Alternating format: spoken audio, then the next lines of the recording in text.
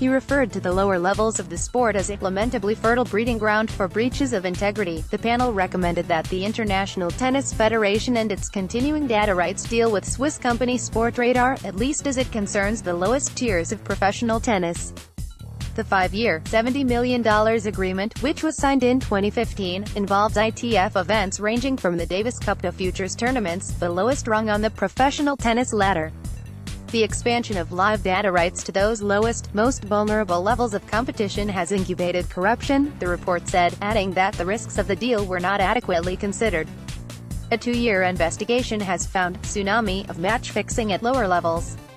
Photo, Jessica Shapiro. Whilst these deals have generated considerable funds for the sport, they have also greatly expanded the available markets for betting on the lowest levels of professional tennis, the panel said. The ITF did not appropriately assess the potential adverse effects of these agreements before entering into them. The report cited a veteran investigator for the Tennis Integrity Unit who estimated that hundreds of matches at futures level, both singles and doubles, are not being played fairly, with the numbers reducing as you move upwards through the ranks of the professional game. The available evidence, including a significant increase in the number of alerts sent when a match had unusual betting patterns or other suspicious circumstances, showed that the problem had worsened after the sale of the data rights.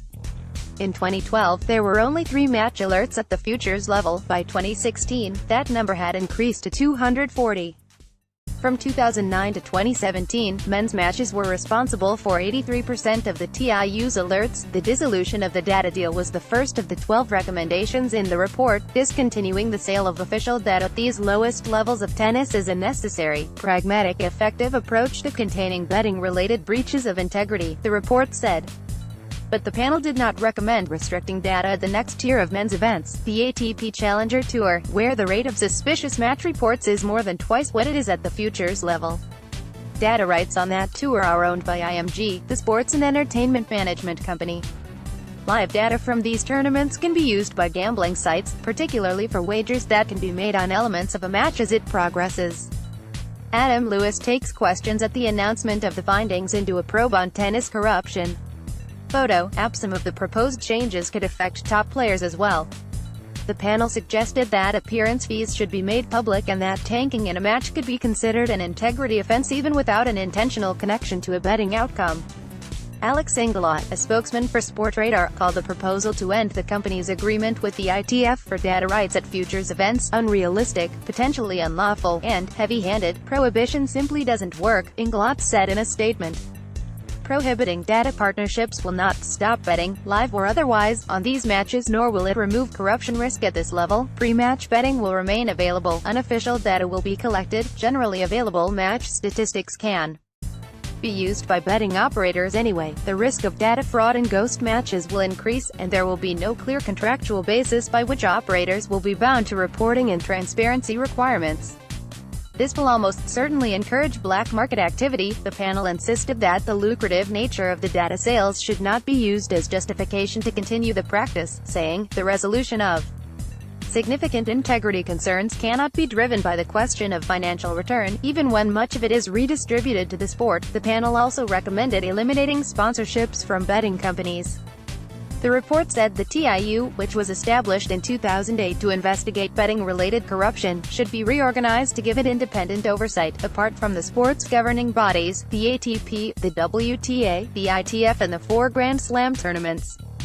A statement released on behalf of those governing bodies said, "We confirm our agreement in principle with the package of measures and recommendations." The panel scrutinized the sport's responses to integrity concerns before the investigative unit was established, including a 2003 case in which the ATP encouraged a player to retire to avoid facing discipline for match fixing.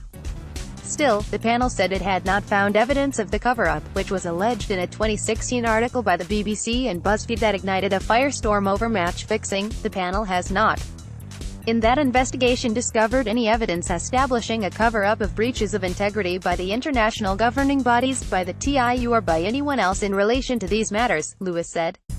However, the panel has discovered what it considers to be errors made and opportunities missed by tennis in relation to these matters. Many of the recommendations announced were similar to those proposed by Richard Ings in a 2005 report on corruption and match-fixing allegations produced for the ATP Tour. The panel called for the TIU to have greater transparency in its proceedings and better cooperation with law enforcement.